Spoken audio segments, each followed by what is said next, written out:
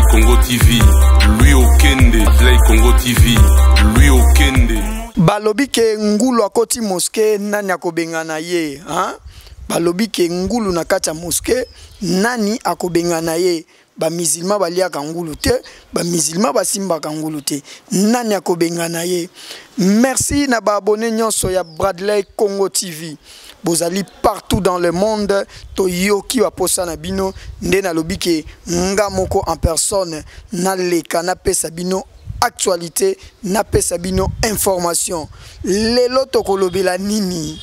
Lelo tokolobela polémique o ezoleka na kati ya Congo, balobi ke catholique na église ya frère na biso oyo bino tuboyebi ya ndeko na biso Marcelo bino tuboyebi nineza koleka. Marcelo liboso a dévoilaki ba vérité ya ba chrétien catholique oyo nasuka ayaki kosenga bobolimbisi. Mais lelo oyo ake ko toucher ba artiste, ake ko toucher ancien président Nabiso Yamboka Otobengi na kombo ya Laurent Désiré Mobutu alobi nini boyokaki Tolanda Nabino et Bongo Tozonga. Vous voyez, lorsqu'on a parlé de l'Antichrist, on a parlé de cette tête et on présente ces sept têtes comme étant sept rois qui l'ont précédé pour préparer sa venue. Et dans cette nation, nous avons eu 4 rois, 3 rois précisément et d'autres. Ce sont des rois qui ont toujours été là. Il n'y a pas de nom, mais c'est un système.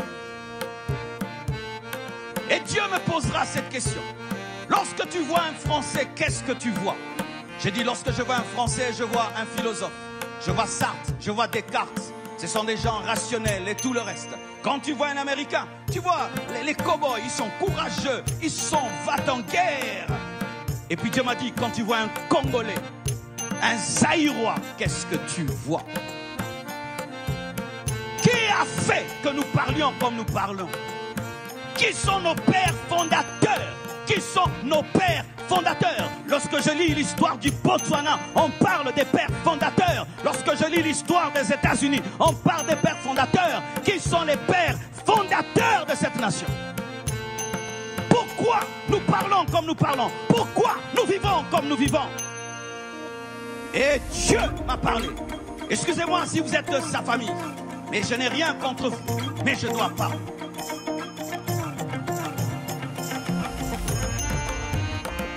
Et il m'a parlé de Wemba. Wemba. Pas l'homme, mais un esprit était derrière Wemba. Cet esprit qui a fait de nous les Congolais des sapeurs. Des gens qui s'habillent à 10 000 $, mais il n'a rien dans le compte en banque. Des gens qui vont dévaliser des boutiques, mais ils n'ont même pas 10 $ en banque. Des gens qui préfèrent s'habiller comme des riches alors qu'ils sont pauvres. Des gens qui sont dans la superficialité, l'apparence. On va me voir, on va me regarder. Pendant que des milliardaires s'habillent en jean, en polo, nous, on s'habille comme des millionnaires, mais des pauvres. Achetons des voitures, mais tu n'as même pas où les garer, ni de carburant. Et ont des iPhones de 1 000 $, alors qu'il n'a rien du tout. L'apparence, et l'apparence, et l'apparence. Et marcher comme ça, et marcher comme ça. Mais tu n'es pas infirme. Mais comment marche-nous? Comme des... Que Dieu te libère de cet esprit qui était derrière ce roi. Ce roi, oui, parce qu'on l'appelait roi, le roi de la sape. Et on ressemble des fois des guignols. Il fait chaud, tu es en cuir, en manteau. C'est de la folie. De la folie. C'est une honte. C'est une honte. Tu t'habilles comme un cahier de dessin, comme l'arc-en-ciel. Et on peut te reconnaître de loin que c'est un Congolais. Pourquoi on ne peut pas être discret? Dieu a créé le cœur, mais il est discret.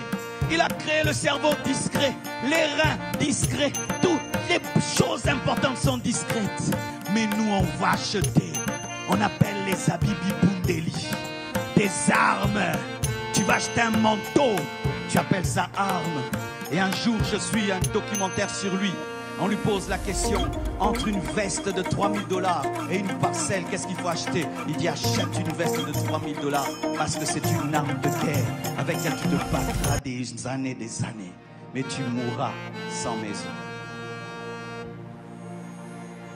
Et quand on devient pasteur, serviteur de Dieu, tu t'habilles bien. L'église n'a pas de parcelle. L'église n'a pas de parcelle. On te regarde comme ça, millionnaire, mais il faut voir dans quelles conditions est l'église. L'apparence et des apparences et des apparences. Pourquoi? C'est cet esprit superficiel où nous voulons impressionner les regards des gens sans être consistants. Et un autre, on l'appelait King Kester, Emenea. C'est lui qui a fait qu'on parle comme on parle là. Yo sana yo kebano kutana yo mbendre moroboe. Il parlait comme ça, il insultait les gens à la télévision. Il n'était pas le meilleur musicien, mais il disait qu'il était le roi. Il croyait en personne. Il boudait tout le monde. Et nous avons pris cet esprit. Et les Congolais, on est quoi? Tondi Maramutute, Mandi Maramutute. Moi je ne crois en personne, il ne me dépasse pas. Moi je ne crois pas en personne, je ne crois en personne. RDC, et le Rabakas. Cet esprit nous empêche de copier. Mes frères, l'humilité permet de copier. Ceux qui sont orgueilleux ne copient pas. Et sache que le développement c'est dans les copier-coller. Regarde ton iPhone, copier-coller. Toi pendant que tu écris, moi je vais copier-coller. Bouti kolandanangai nini oyo pasteur Marcelo alobaki. Binotubo yoki bomoni. Est-ce que azana faute, toi azana faute? Est-ce que makambo alobaki ezana nzela to ezana nzela te? Donc tolobi ke tozali na ba détail.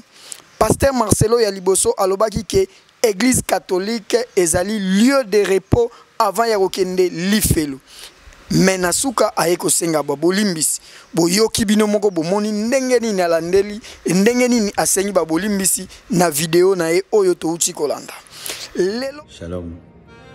Je tiens à parler à mes frères catholiques.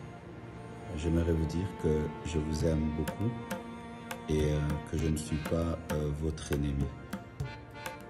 Il est vrai que nous avons des convictions des fois divergentes, mais cela ne fait pas de nous des ennemis. Merci au nom de Jésus. Lelo oyo actualité ezamoko.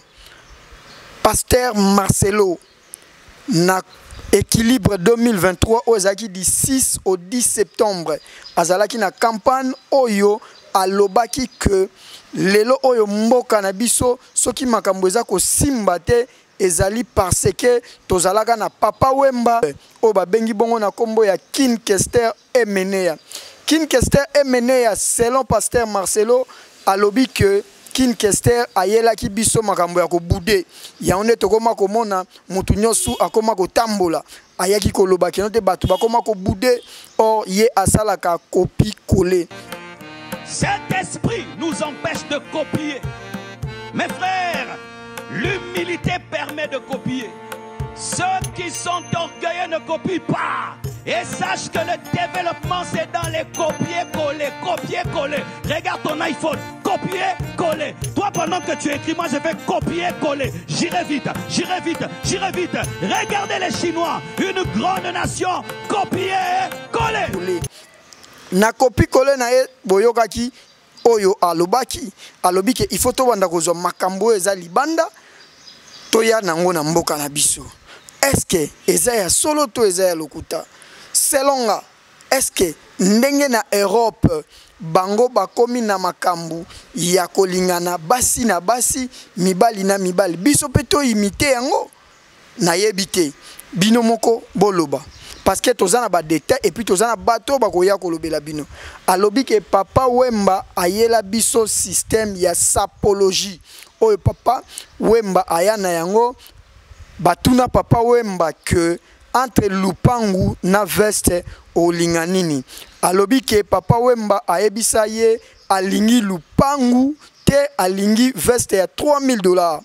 Est-ce que makambu pasteur Marcelo alobi eza ya solo to eza ya lokuta? discret. Toutes les choses importantes sont discrètes. Mais nous, on va acheter. On appelle les habits Bibundeli. Des armes. Tu vas acheter un manteau. Tu appelles ça arme. Et un jour, je suis un documentaire sur lui. On lui pose la question, entre une veste de 3000 $ et une parcelle, qu'est-ce qu'il faut acheter? Il dit, achète une veste de 3000 $ parce que c'est une arme de guerre avec laquelle tu te battras des années, mais tu mourras sans maison. Est-ce que soki mutu alingi kolata eza mabe to eza malamu? Yé moko tolobela nanu pasteur Marcelo en lui-même. Tout le monde a pasteur Marcelo na équilibre 2023. L'ère azalaki avant mata. Est-ce que alataki lokola mondimi? Est-ce que alataki lokola mwana na nzambe? Toyebite. Lelo oyo ake ko toucher ba artiste musicien. Oyo ba sala kombo na mboka oyo. Mutu lokola Papa Wemba. Pasteur Marcelo alobi ke ayela biso kaka kolata et non eloko mususu. Yemoko, est-ce que pasteur Marcelo et si azwa même offrande oyo batiaka aluka bana oyo bazalaka na nzela balati bilamba te apesa bango? Toyebite. Tomitu na mutu ayeba. Mais soki tolandeli Papa Wemba azana ba œuvre oyo asala na mboka oyo. Azana makambu oyo asala na mboka oyo. Et voir même akeko toucher ancien président na biso Mobutu. Bino moko bauti kolanda na vidéo makambu nini oyo alobi. Est-ce que c'est normal? Est-ce que makambo yo eza normal? Eza na adage moko lobaka avant ya kolongolelo eza na liswa muninga longola nanu oyo ya yomoko.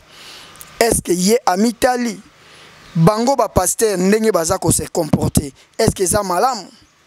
Na fingite po ngape na za chrétien na lobite ke to sambela te po biso tu tozabana na nzambe to kokende lola. Ba pasteur ba koma ko komisa biso ba kinois ba goy ba koma ko komisa biso ba fainéant te aliate. Mais ba pasteur ba koma ko organiser les biso ba veillée de prière chaque semaine. Ba koma ko organiser les biso ba culte du lundi au dimanche. Est-ce que c'est normal? Toko kende ko luka mbongo nini. Mais kuna pe bango pe bazozela dîme, bazozela offrande. Mais lelo oyo ake ko toucher ba icône ya mboka na biso mutu lokola Papa Wemba oyo biso tutoyebi oyo asala ya malamu na yebite asala ya mabe na yebite. Mais bango ba pasteur bazo sala nini na mboka oyo? To banda ko pesa ba exemple. Soki tozomona ba fazer ebele na ba balabala eza ya cause ya banani? Eza cause ya ba pasteur parce que ba pasteur bakoma kaka ke mwana wana zana milimu mabe mama bengana ye papa bengana ye. Musicien ya King Kester oyo tokozala na ye awa na kati ya émission na biso les grands rendez-vous tokoloba ako expliquer bino ndenge nini King Kester abandaki ko vivre. Est-ce que abandaki ko former bango bakoma batu un jour na vie to abandaki ko lakisa bango ndenge nini ya ko bude batu? Apesi même exemple en pleine culte ndenge nini Papa Wemba bandaki ko tambola. Est-ce que c'est normal ye mosali na nzambe akikoloba biloko ya bongo? Toyebite tokotala na bino na semaine oyo mingi ya koloba ezali me moye toloba eza te. Ba saper balobi ke il faut ba ya ba artiste musicien balobi il faut ba ya tolobela to solola to fongola ba vérité donc bozala branché boko banda ko landa émission na bino na kati ya Bradley Congo TV. Donc lelo to yaki juste ko pesa bino annonce ya mwa muke po boyeba ndenge nini makambo eza koleka na mboka na biso. Et après wana tokoya na affaire Fali Pupa. Vraiment tokomi na suka ya émission na biso boyebika nde tolobaka ke ngulu akoti mosquée nani akobengana ye. Nani akobengana ngulu na mosquée. Nalobi merci na ba abonné nyonso ya Bradley Congo TV. Merci na équipe mobimba ya Bradley Congo TV. Merci à Montréal Ige Sadisa balobi ke soki bozo monanga eza a cause na ye. Merci na yo Joseline Levy depuis États-Unis. Maman tobandi. Tobandi ma solo zala calme oko sepela. Merci na yo Maman Chicho depuis États-Unis. Maman oya salaka ke bana na ye ba se retrouver maman ya salaka ke bana ba se pela mais fois na lobi ke soki bozo mona biloko ya boye eza ye nda za ko sala et na kopese sous merci na patron na biso Bradley Kalonda, merci na Patricia Sumbala, merci na madame ya Ige Sadisa na otanga kombote ye moko ami yebi place azwami bozala vraiment branché bozala jamais déçu tozali peto kozala. Merci na équipe ya ba cameraman nyostu ya Kitambo ATK. Hein, tolobi ke tokozala na bino na ba makambu na bino toko accompagner bino mais rendez-vous n'est pas manqué bozela toyeba est-ce que pasteur Marcelo azana raison to azana raison te est-ce que pasteur Marcelo akosenga bolimbisi to akosenga te donc tozala vraiment branché tokozanga te kozwa oyo esengeli na bino kozwa. Merci beaucoup. Play Congo TV, Louis Okende, Play Congo TV, Louis Okende.